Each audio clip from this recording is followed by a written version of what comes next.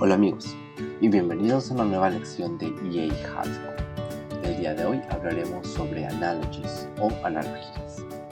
Vamos a la lección. What's an analogy?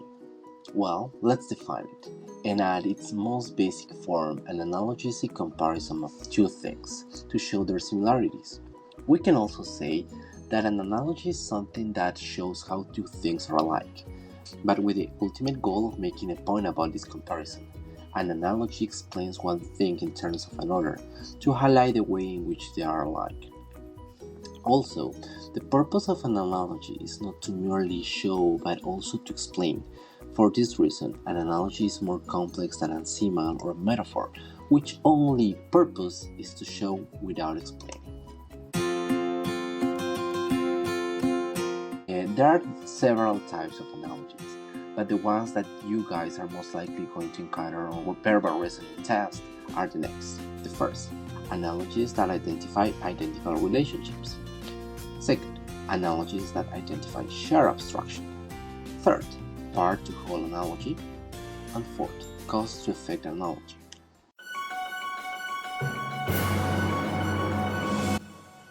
Let's explore a little deeper. The first one, analogies that identify identical relationships. The modern word analogy actually comes from the ancient Greek word for proportionality, and Greek scholars used analogies to directly illustrate similar relationship between two pairs of words, often for the purpose of logical argument. These analogies take the form of A is to B as C is to D. An example of an analogy that identifies an identical relationship is black is to white as on is to off. In this example, the relationship between black and white, that they are antonyms or opposite, is exactly comparable to the relationship between on and off, which also are opposites. Second, let's see analogies that identify shared abstraction. This type of analogy compares two things that are actually unrelated in order to draw comparisons between an attribute or pattern they share. For instance, consider the analogy, raising children is like gardening, nurture them and then be patient. This example compares a pattern that is similar in both raising children and gardening. This type of analogy is used in writing because it can help make abstract ideas, like raising children, more concrete by drawing on readers' background knowledge of similar images, like gardening.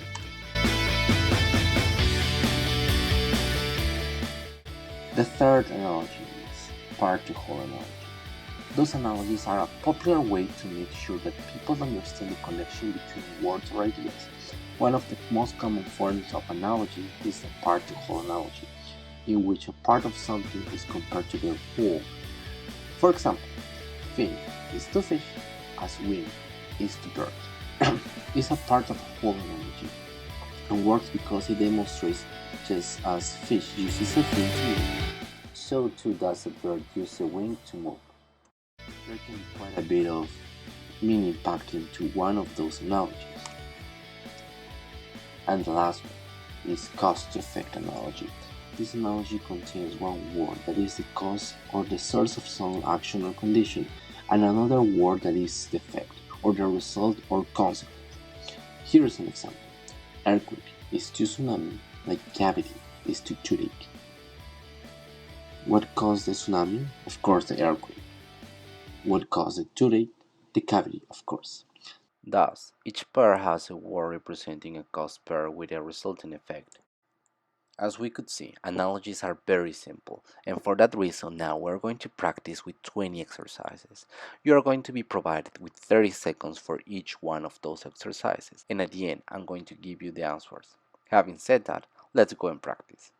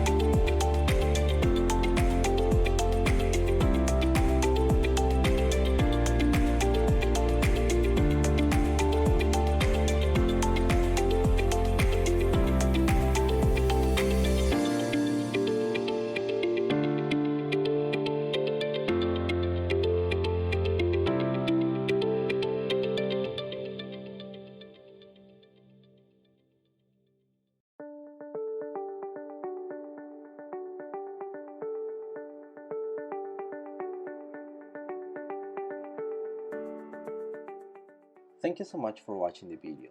Please make sure to subscribe to our channel and hit the like button. That will help us a lot. And don't forget to watch our previous lessons about verbal reasoning and some other interesting topics. Thank you so much. See you next time. Bye.